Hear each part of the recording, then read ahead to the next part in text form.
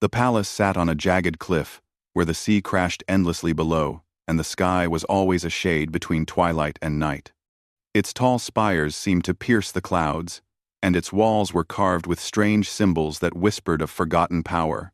Few dared to enter this ancient place, for rumors said that it held relics of magic, left behind by Queen Luna herself. Among these relics, the most famous was the Luna's chair, a throne that chose its master and would accept no one else. Elara had never imagined she would find herself here. She was a scholar, born in a quiet village miles away from the grandeur and danger of the palace. Her life had been filled with books and scrolls, with dreams of understanding the old magics that shaped the world. When she learned that the palace might still hold such secrets, she could not resist. And so, she traveled, guided only by rumors and a stubborn curiosity that often got her into trouble. The palace gates were enormous, carved from black stone that gleamed like obsidian in the fading light. As Elara pushed them open, a chill wind swept past her, carrying the scent of salt and old dust. She stepped into the courtyard, where statues of winged lions and armored knights watched her with cold stone eyes. The air was heavy with silence, broken only by the distant crash of waves. Inside, the palace was even more incredible. High ceilings stretched above her, and chandeliers of crystal hung like frozen stars. Tapestries lined the walls, showing scenes of battles, celebrations, and strange creatures that seemed almost alive. But her attention was drawn to a vast throne room at the far end. There, bathed in silver light from the moon streaming through stained glass, was the Luna's chair. It was beautiful and terrifying. Carved from a dark, gleaming wood, its surface twisted into shapes that seemed to shift if one looked too long. Strange symbols ran along its arms and back, glowing faintly as if alive. Every scholar who had written about the palace had spoken of it, but none had ever touched it. Many said it was cursed. Some said it could bind a person's soul forever. Elara's curiosity overpowered her caution. She stepped forward, her hand trembling as she brushed her fingers along the arm of the chair. The symbols pulsed beneath her touch, faintly warm, as if recognizing her presence. The moment her body settled, the chair shifted. It molded to her form, as if it had been waiting for her all this time. A gentle warmth spread through her. Not unpleasant, but deeply strange. The symbols glowed brighter, and a soft hum filled the room, echoing in her chest. It was as though the chair were breathing, alive in some secret way. Elara froze. This was more than she had expected. She had read of magical artifacts, but she had never felt one respond to her like this. Her heart pounded with a mixture of fear and awe. She tried to stand, but the chair seemed to hold her gently, not cruelly, yet with an undeniable force. At that moment, the doors opened, and a group of palace attendants entered. They were dressed in the colors of the royal court, their faces pale as they took in the sight of her. One man, tall and proud, stepped forward. "What are you doing in the Luna's chair?" he demanded. Elara tried to explain, but words failed her.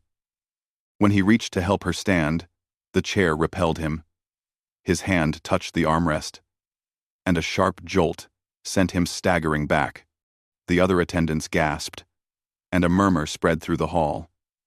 No one could sit in the chair, while Elara remained there. The head attendant, an elderly woman with silver hair, approached slowly. Her eyes were sharp, and her voice calm, yet full of authority. "It has chosen her," she said.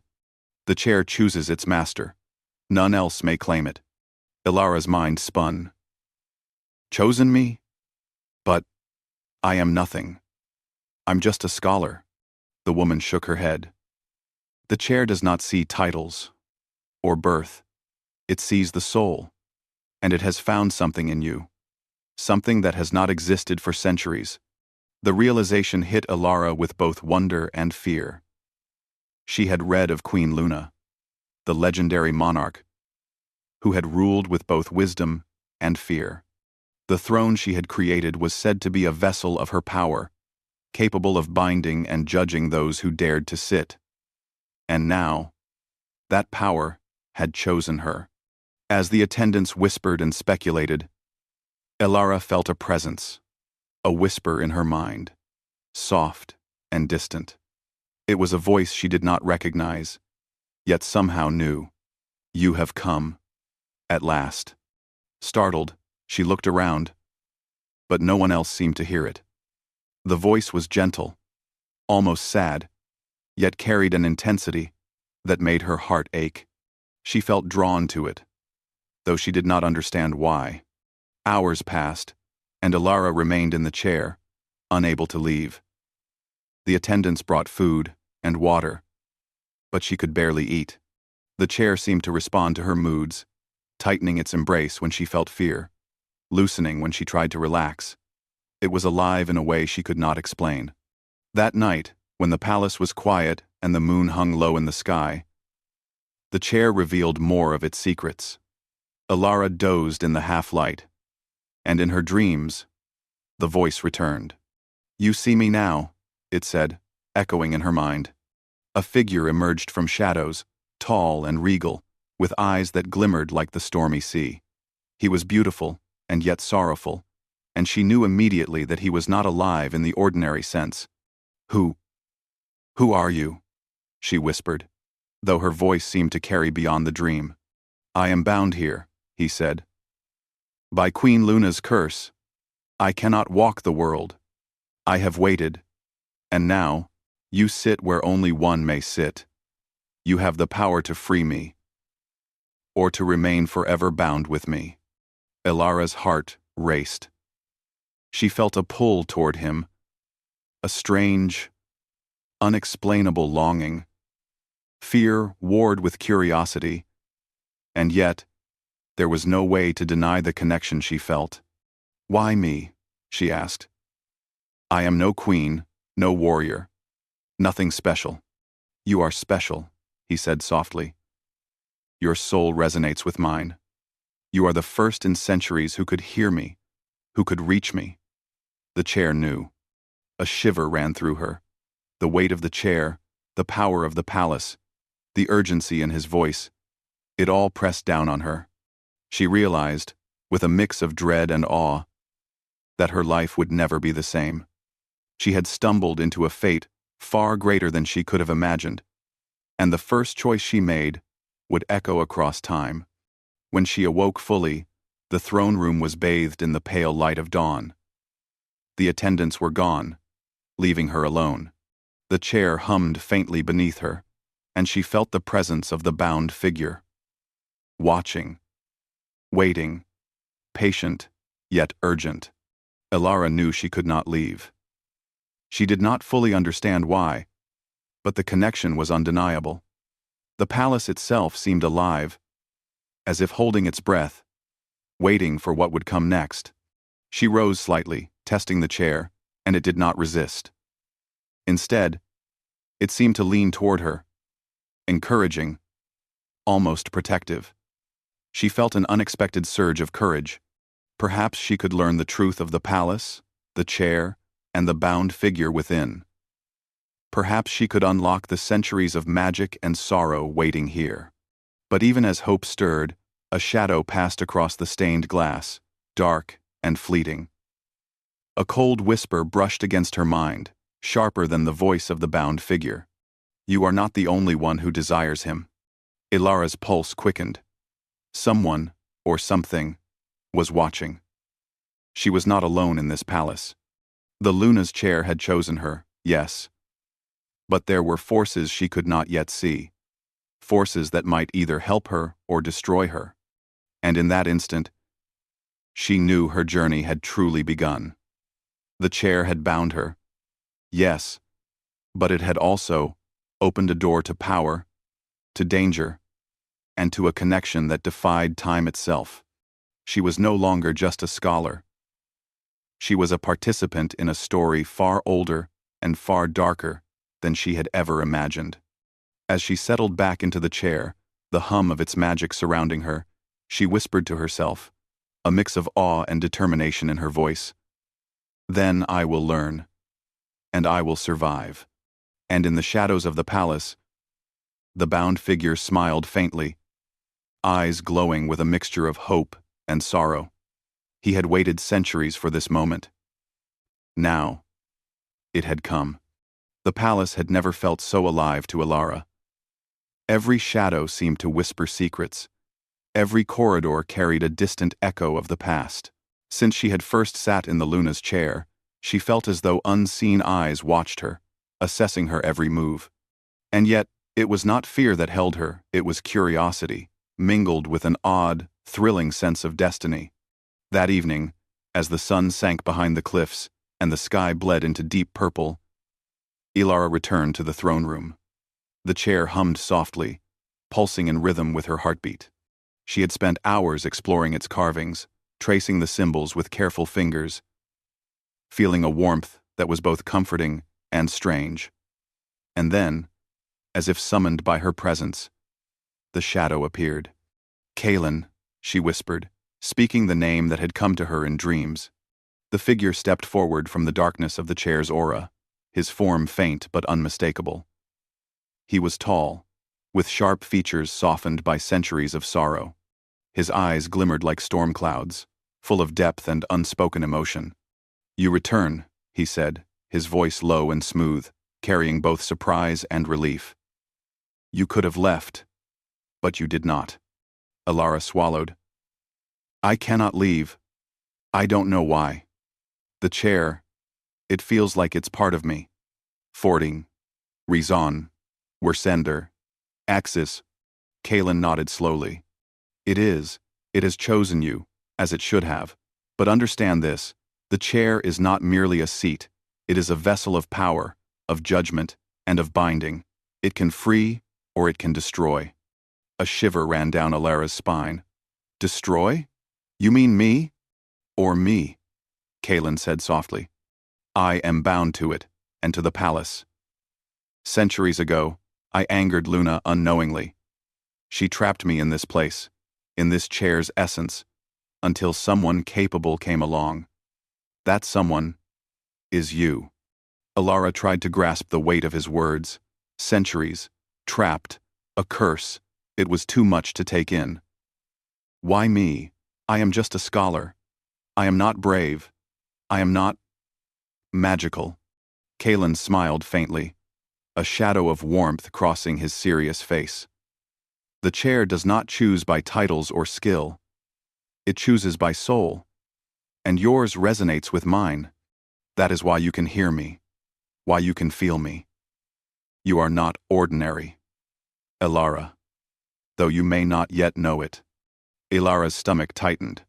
She wanted to believe him, yet doubt gnawed at her. "And if I fail? If I cannot do whatever it is the chair wants?" "You will not fail," Kaelin said, stepping closer.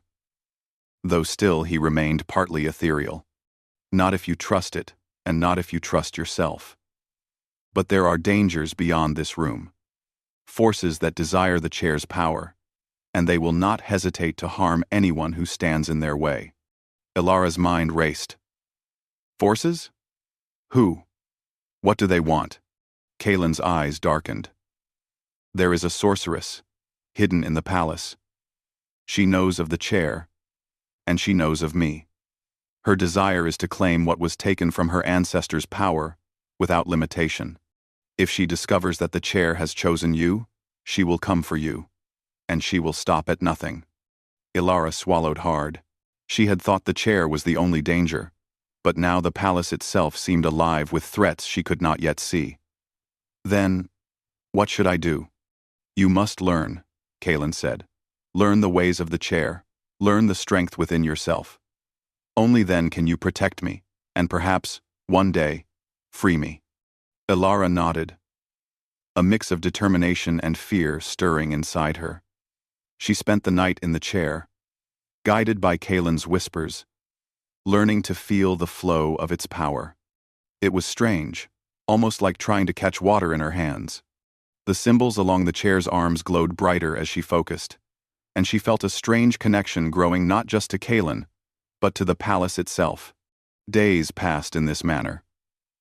Elara explored the palace in the mornings, pretending to study its architecture and libraries, while the evenings were reserved for the chair and Kaelin. Through him, she learned stories of Queen Luna's reign. A queen, both wise and ruthless, whose fear of prophecy had driven her to bind Kaelin. He had been a prince of a neighboring kingdom, known for courage and justice, yet he had unknowingly threatened Luna's vision of the future. And so, he was trapped, not as punishment, but as insurance against chaos. Despite his tragic story, Kaelin carried himself with a quiet pride. He was not bitter in the way many cursed souls might be. Instead, he held a kind of lonely dignity, tempered by centuries of longing. Elara found herself drawn to him in ways she did not fully understand. There was something in the way he watched her, something in the soft intensity of his voice, that made her heart race and her thoughts blur. Yet trust was difficult. Kaelin's presence was both comforting and haunting. He could appear and disappear at will, his form flickering like mist, and his moods shifted with the chair's subtle movements. Sometimes, he seemed almost aloof, distant, as if centuries of isolation had hardened him. Other times, his expressions softened, and she caught glimpses of vulnerability that made her want to reach out, to touch him, even knowing it might be impossible. One evening, as twilight bled into night, the palace's corridors were alive with whispers. Elara had left the chair for a short while, walking quietly through the library. She sensed eyes upon her, shadows moving at the edge of her vision. Suddenly, a chill wind swept through the hall, extinguishing candles in its path. The room grew darker, and Elara's heart began to race. A figure stepped from the shadows, tall and cloaked in black. The sorceress. Her face was hidden, but her presence was undeniable. Powerful, dangerous, and intent. "You have the chair," the sorceress said, voice silk over steel. "And yet, you do not understand it. You think you can wield it? You are naive, child." Elara's hands trembled, but she stood her ground. "I may not understand it fully," she said, "but I know it chose me. It will not let you take it." The sorceress laughed softly. "The chair obeys no one, but those it cannot resist. If it has chosen you, then perhaps it has underestimated my patience." A sudden pulse radiated through the palace, shaking the walls. Elara felt it in her chest, a deep vibration that made her knees weak. The chair hummed in response, even though she was far from it, as though it sensed the threat. Kaelin's voice echoed in her mind, urgent and commanding. "Return! Now! It is dangerous." Elara ran through the corridors, following the invisible thread of the chair's power. She entered the throne room, and there it was, glowing softly in the dim light. The sorceress moved closer, her hand reaching toward the chair, but as soon as she neared, a force pushed her back. She stumbled, her cloak flaring, and a gasp escaped her lips. The chair pulsed more strongly than ever before. Symbols along its arms glowed bright silver, and the air seemed to vibrate with energy. Elara climbed onto the seat, and Kaelin appeared fully, his form solid and radiant within the aura of the chair. "Do not fear," he said softly, placing his ethereal hand near hers. "Together, we can resist her." The sorceress paused, eyes narrowing. "You think to defy me? You cannot even understand what you wield." Elara felt the power surge through her, guided by Kaelin's whispers. It was not easy, every nerve in her body burned, every thought felt like fire, but she held on, channeling the connection between her and the chair. The room trembled, shadows twisting and bending as if the palace itself was alive, responding to the conflict. And then, as suddenly as it began, the pulse subsided. The sorceress retreated, a promise of return in her cold gaze. "This is only the beginning," she hissed. "Do not think you have won. You are playing with forces beyond your understanding. Alone now, Elara sank into the chair, her body trembling from the exertion. Kaelin's form hovered near her, radiating calm and reassurance. You did well, he said quietly. But we must prepare. She will come again. And next time, she will be stronger. Elara exhaled, her mind still racing. The weight of what had just occurred pressed on her, yet beneath it, a strange thrill lingered. She had faced the first true test of her connection to the chair and survived. As she sat there, breathing slowly, the palace seemed to settle around her, though the shadows remained watchful. And in the quiet, a faint whisper reached her ears, not Kaelin's, not the sorceress's, but a voice as soft as the wind through ancient halls. You are not alone. The story has just begun. Elara's fingers brushed the armrest, and the cymbals pulsed gently, a quiet reminder that the chair was alive, and that her destiny had only begun to unfold. The palace was quiet in the early morning, though its silence carried a strange tension, as if it were waiting for something to unfold. Elara walked through the hallways, her footsteps echoing against the polished floors. The events of the previous night weighed heavily on her mind.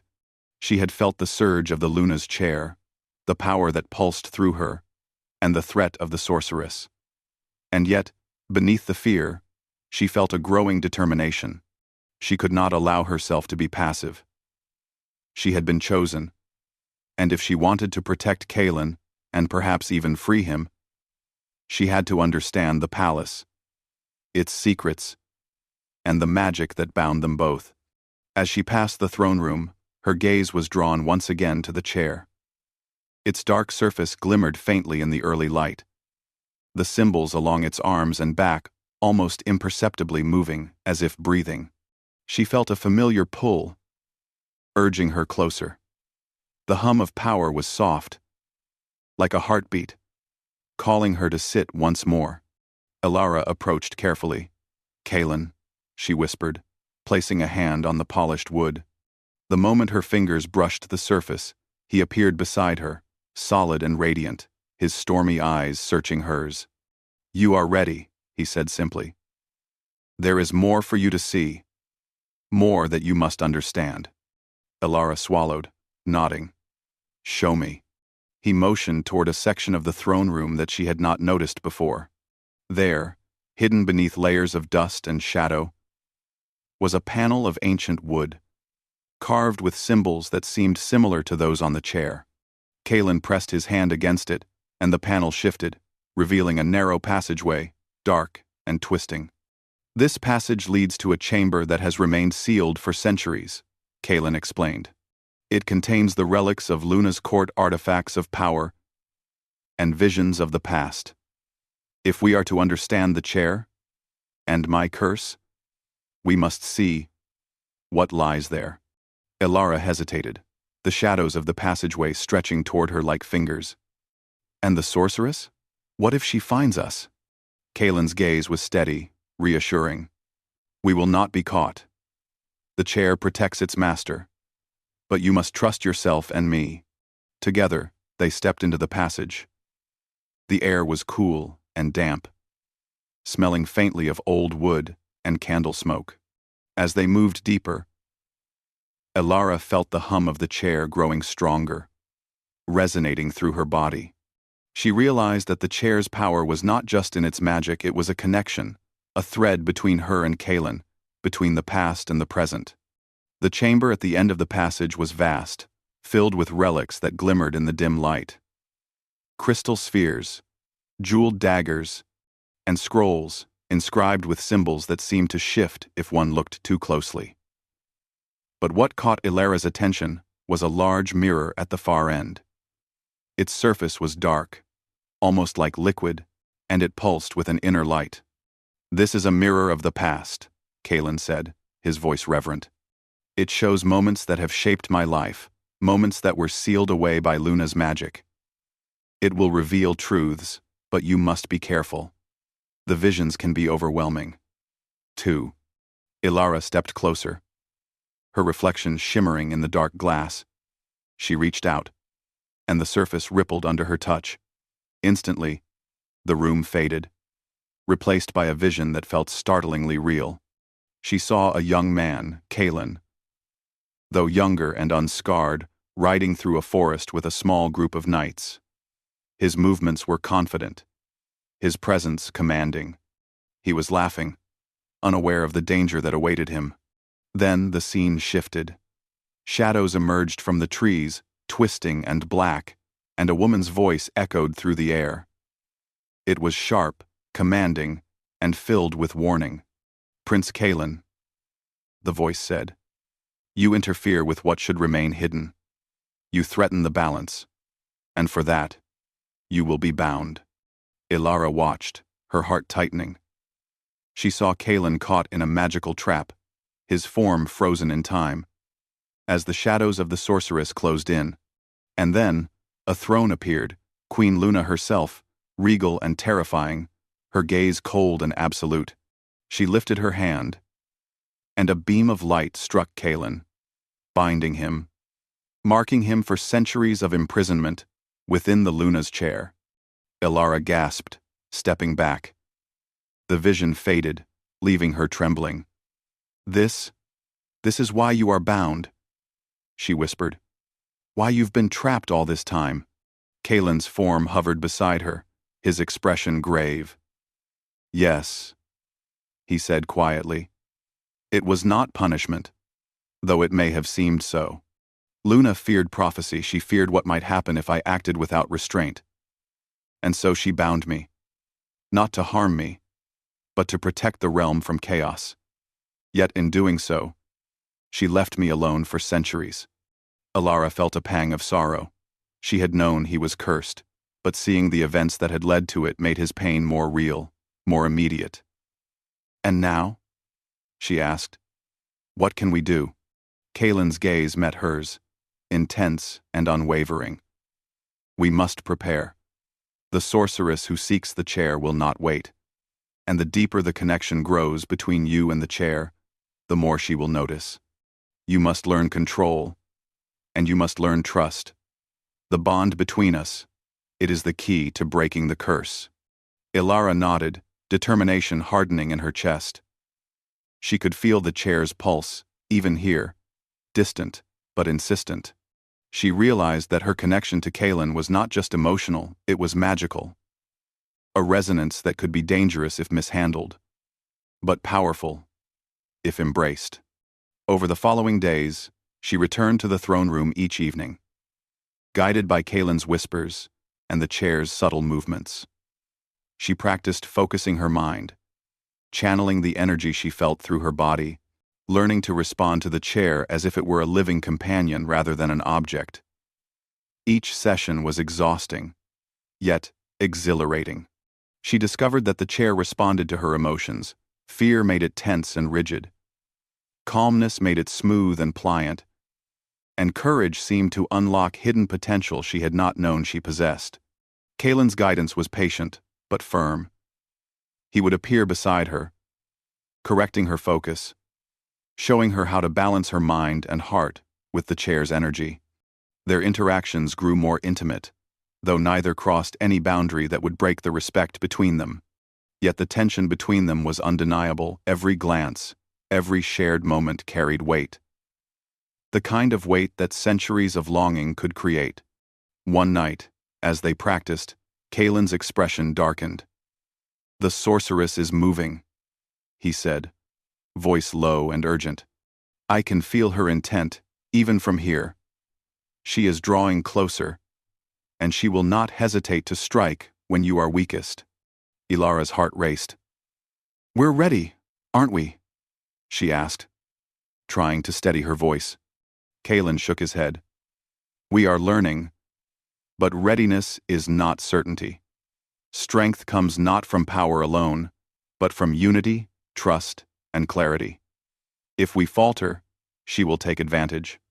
You must focus, Ilara, not on fear, but on control.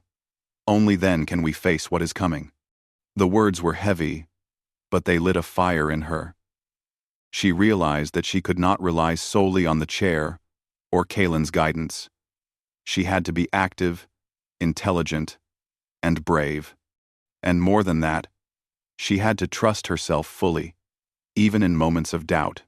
That night, as Alara rested in the chair, a strange vision appeared again. This time, it was not Kalen's past, but the future, or at least a possible future. She saw the sorceress moving through the palace, shadows twisting around her, power radiating like a storm. The vision showed the sorceress reaching the throne room, and the chair responding violently, as though defending itself. But then, Alara saw herself, seated in the chair, her hand glowing with power as she commanded the energy. Kalen was beside her, his presence solid and strong. Together, they pushed back the darkness, the sorceress recoiling before them. Alara woke with a start, her heart pounding. The vision had been vivid, almost real. She realized that the future was not set, it depended on her choices, her courage, and her connection to Kalen and the chair. And for the first time, she felt something deeper than determination. She felt a bond growing between her and Kalen, something that was more than magic, more than destiny, something that was alive, fragile, and yet powerful enough to change the course of centuries. As dawn crept through the palace windows, Alara stood, her fingers brushing the armrest of the chair. "We have much to do," she whispered, "and I am ready." Kalen appeared beside her, a faint smile softening his features. "Good. Because our trials are only beginning, and the choices we make now will shape more than just our fate." Outside the chamber, the palace seemed to hold its breath, shadows lingering just beyond her sight. And somewhere, in the depths of the halls, the sorceress waited, patient and calculating, her intentions hidden but deadly clear. Alara knew one thing for certain. The chair had chosen her. Kalen was bound to her, and the future rested on their courage, trust, and unity. Together, they would face the coming storm, or be consumed by it. The palace seemed quieter than usual, though Alara knew better. Silence in the halls often meant something was stirring, something she could not yet see. The morning mist clung to the windows, and the moon's lingering glow gave the throne room a pale, almost ghostly light. She walked through the corridors with careful steps, each echo carrying a faint warning. The events of the past days weighed on her, Kalen's stories, the visions of the past, the growing threat of the sorceress.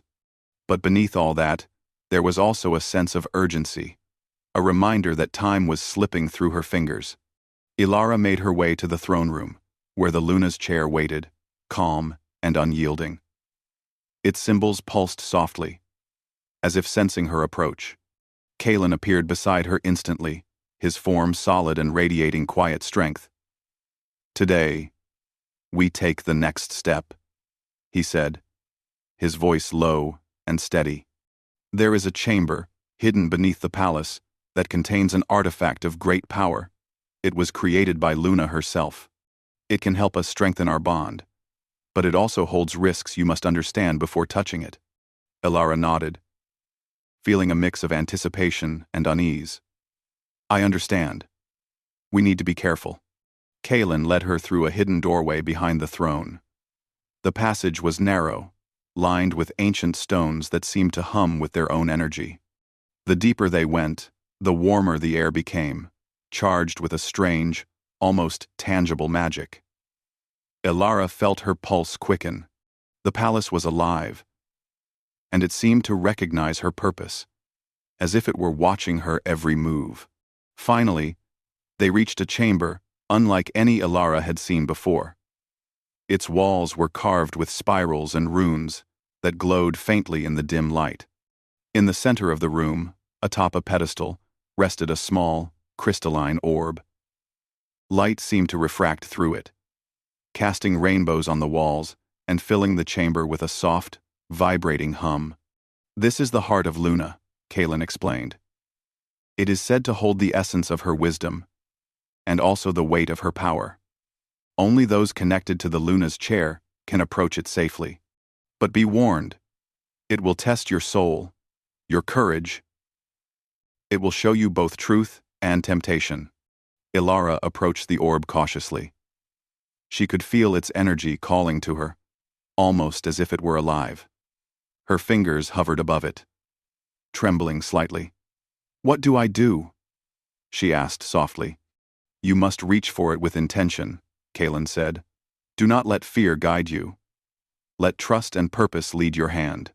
Taking a deep breath, Ilara stretched out her hand and touched the orb. The moment her fingers brushed its surface, a surge of light filled the chamber. She gasped, her vision spinning as the room dissolved around her. She was no longer in the chamber, but standing in a vast landscape of silver mist and shadow. Kalen appeared beside her, solid and unwavering. "Do not be afraid," he said. "This place reflects your mind and soul. It will test you, but we are together.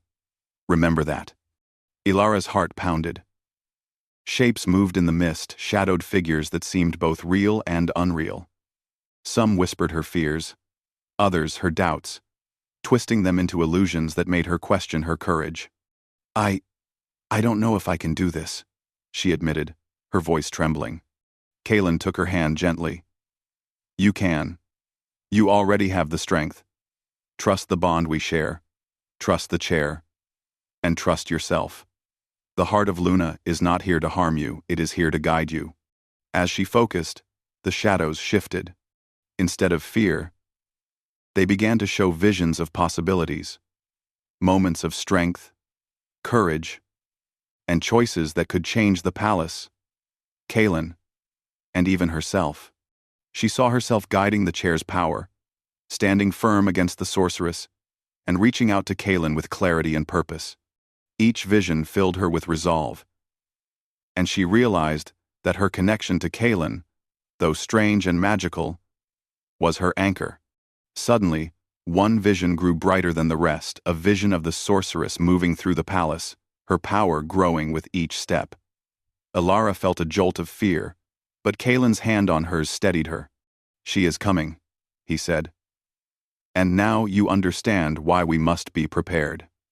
The heart of Luna has shown you the path, but it also warns of what is to come."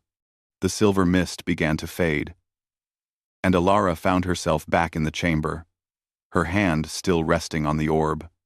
She felt stronger, more centered, yet aware of the looming threat. Kalen looked at her, eyes filled with quiet pride. "You have done well, but we are not finished. The sorceress will not wait. She will test both of us and the chair itself. You must remember what you have learned here. Strength comes not from magic alone, but from trust and unity." Ilara nodded, absorbing his words. She felt a renewed sense of purpose. She was not just a scholar, she not just a visitor.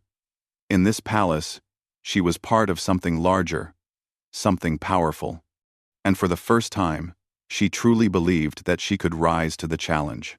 But the peace of the moment was shattered by a sudden chill. The chamber's light flickered, and the shadows in the corners seemed to stretch unnaturally. Ilara's pulse quickened. Kalen's eyes narrowed, his form tense. Before Ilara could respond, a figure emerged from the doorway. The sorceress, cloaked in black, stepped into the chamber with a grace that made her seem almost untouchable. Her eyes were sharp, calculating, and filled with a cold, quiet fury. "You have grown bold," she said, her voice echoing through the chamber. "But boldness without understanding will lead to your downfall." Ilara stood, placing herself in front of the orb. The chair's power thrummed through her, responding to her resolve. Kalen's form shimmered beside her, a solid presence of strength and guidance. Together, they faced the sorceress, the tension in the room thick enough to taste. "You will not take it," Ilara said, her voice steady, though her heart raced. "The chair has chosen me. Kalen is bound to me. We will not fail." The sorceress smiled faintly, almost amused. "You are strong, I will give you that, but strength alone cannot protect you from what is coming." She raised her hand. and shadows began to swirl around her, dark and twisting like living tendrils. The chamber shook, and the orb pulsed violently in response. Ilara felt the chair's power surge through her, guided by her focus and Kaelin's presence. She reached for it, drawing strength from the connection she had honed over days of practice. The shadows recoiled slightly, as if sensing the bond between her and the chair. Kaelin stepped closer, placing his hand near hers. Focus, Ilara. Remember what you have learned. Trust the connection, and we can push her back. Ilara took a deep breath, centering herself. The shadows pressed in, trying to overwhelm her, but she held firm. The orb glowed brighter, its light cutting through the darkness. The sorceress faltered, her tendrils wavering as the chair's magic, guided by Ilara, pushed back. For a moment, it seemed as though the chamber itself was alive, responding to the courage and unity of those within it. Light and shadow clashed, filling the room with a dazzling display of power. Ilara felt a surge of confidence. She was not just a passive participant. She was part of the magic, part of the palace, and part of Kaelin's fate. The sorceress hissed, her power recoiling against the force of their unity. She stepped back, eyes narrowing. "This is not over," she said, her voice low and dangerous. "You have only delayed the inevitable." And with that, she disappeared into the shadows, leaving the chamber trembling in the aftermath of their confrontation. Ilara sank into the Luna's chair, exhausted but exhilarated. Kaelin appeared beside her, his expression softening as he looked at her. "You have done well," he said quietly.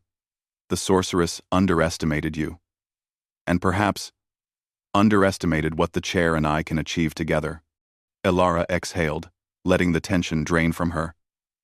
"I could not have done it without you," she admitted, her voice low. I'm beginning to understand the bond, the connection. It's more than power. It's trust. And you." Kaelin's stormy eyes softened, and for a fleeting moment, centuries of sorrow seemed to lift from him. "And you, Ilara, are more than you know." The chair saw it first. "I only see what I am fortunate enough to witness now."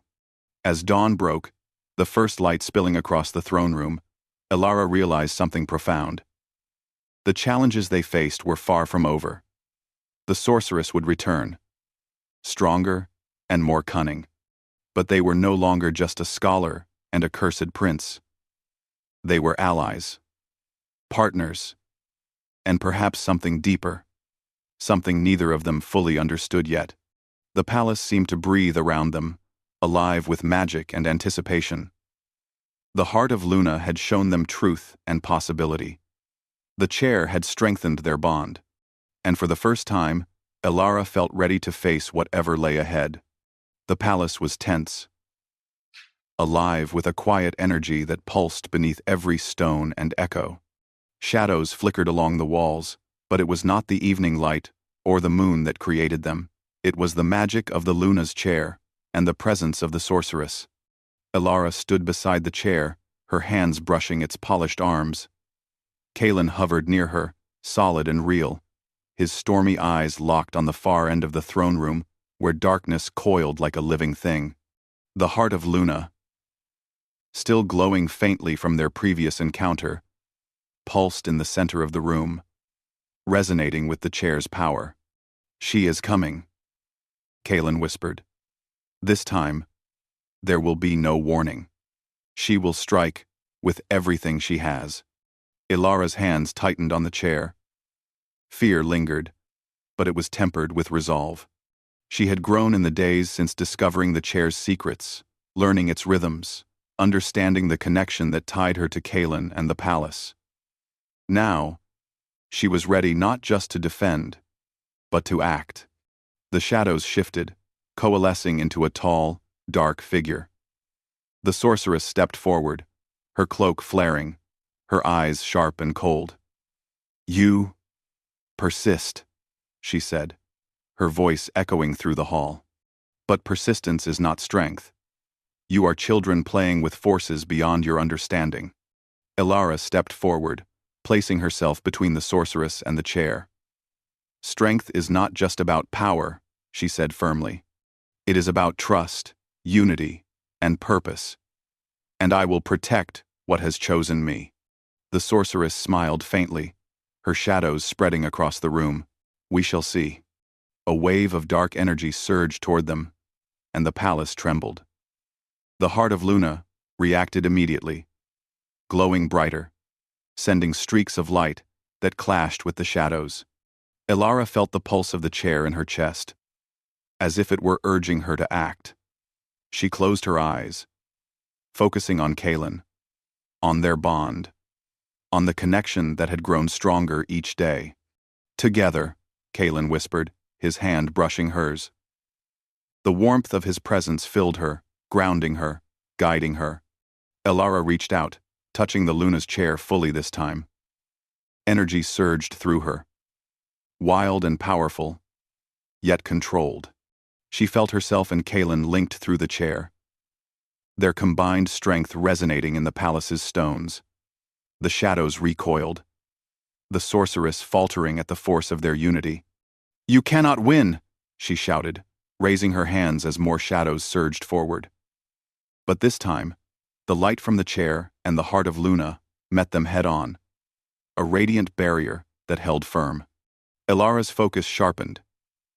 She remembered the visions in the chamber of the heart, the lessons of control, trust, and courage. She could see the sorceress's energy weaving into the palace itself, trying to bend the stones, the air, even the light to her will. But Elara, guided by Kaelin and the chair, began to weave their energy in response, creating a harmony that pushed back the darkness. The sorceress hissed, taking a step back. "Impossible! How can one mortal wield what has taken centuries to master?" "You are wrong," Kaelin said, his voice steady, though he too radiated the chair's energy. "It is not just the chair. It is the bond we share, the trust we have built. That is what makes us strong." Elara felt the connection pulsing through her. Powerful, yet calm. She allowed it to flow freely, letting every doubt, every fear, every hesitation fall away. The chair responded, its arms glowing, its symbols blazing with light. A surge of energy radiated from her, meeting the sorceress head-on. For a moment, the room was a storm of shadow and light, of chaos and order, of threat and unity. The palace itself seemed alive, vibrating with the power of the confrontation. Elara felt herself lifted slightly, suspended in the brilliance of the Luna's chair, Kaelin's presence anchoring her, steadying her. The sorceress screamed, a sound that shook the room, her shadows fracturing and scattering. "No, this cannot be. I am the master of this palace. I am the rightful heir to its power." "You were never its master," Elara said, her voice calm and clear. "The palace chooses its protectors. It chose me. It chose Kaelin. And together, we will not allow you to harm what is bound to this place." The final surge of energy from Elara and Kaelin met the sorceress, breaking her connection to the palace. The shadows dissipated, curling into nothingness, leaving her standing weak and defeated in the center of the room. She staggered, her expression a mixture of rage and disbelief. "You may have won this time," she hissed, her voice trembling with fury. "But the palace is ancient. Its secrets are endless. You cannot protect it forever." Elara, still radiant with energy from the chair, stood tall. "We don't need to protect it forever. We need to protect it today. And today, we have succeeded." Kaelin stepped closer to her, his stormy eyes softening as he looked at her. "You were incredible," he said quietly. "Your courage, your focus, your strength. You have proven yourself beyond any doubt." Elara smiled faintly, exhausted but triumphant. "We did this together," she said. "I could not have done it without you." Kalen's form flickered slightly, as though centuries of isolation were finally lifting. And I could not have hoped for a better companion. You have changed everything for me. For the palace, for the Luna's chair. The chair itself seemed to respond, pulsing warmly under Ilara's touch, as if acknowledging her victory and the bond that had formed between them. The symbols along its arms glowed gently, no longer harsh or demanding, but alive with harmony and balance. Ilara exhaled, letting the tension drain from her body. The palace, too, seemed to settle, its walls quiet but strong, as if approving the outcome. The heart of Luna glimmered softly, a reminder of the lessons learned and the challenges overcome. Kalen moved closer, placing a hand near hers on the chair. Their fingers brushed lightly, and for a moment, the centuries of isolation, longing, and sorrow seemed to vanish. Ilara, he said softly, the curse, it is lifted. The chair has chosen you, and in doing so, it has freed me. I am no longer bound, and it is because of you. Tears filled Ilara's eyes, not from sadness, but from the overwhelming weight of their journey. The victory, and the connection they shared. Kalen, I don't know what to say. You don't need to say anything, he replied. The chair, the palace, and I, we are here. And now, we move forward together. The sunlight filtered through the windows, casting long beams across the throne room. The shadows that had threatened to consume them were gone, and in their place, a quiet peace settled. The palace felt alive, but not in fear, alive in harmony, aware of its protectors and their strength. Ilara stepped down from the chair, feeling its warmth linger in her hands and her heart. Kalen followed, and together they walked through the hallways, the palace seeming to recognize them as its champions. Every echo, every stone, every symbol was a reminder of the journey they had shared and the bond that had formed through challenge, courage, and trust. They reached the balcony, overlooking the cliffs and the ocean beyond. The sky was painted with the colors of dawn, a new beginning stretching before them. Ilara took a deep breath, the wind carrying the salt of the sea and the promise of the future. Kalen stood beside her, closer now than ever. This is only the beginning, he said softly. The palace has secrets still, but together, there is nothing we cannot face. Ilara smiled, a mixture of relief, joy, and anticipation. I know, she said, and I am ready for whatever comes next, with you by my side. For the first time in centuries, Kalen's expression softened completely. The weight of his past, the isolation, the curse, all of it lifted, replaced by hope, trust, and a quiet strength. The palace seemed to hum around them, not with fear or anger, but with recognition. It had chosen its protectors wisely, and now it awaited the next chapter of its story, one shaped by courage, unity, and a bond that had been forged through trials and trust. Ilara and Kalen stood together, looking out at the horizon, the Luna's chair resting quietly behind them, its magic now calm, alive, and waiting. They had faced darkness, temptation, and fear, and emerged stronger, united, and free.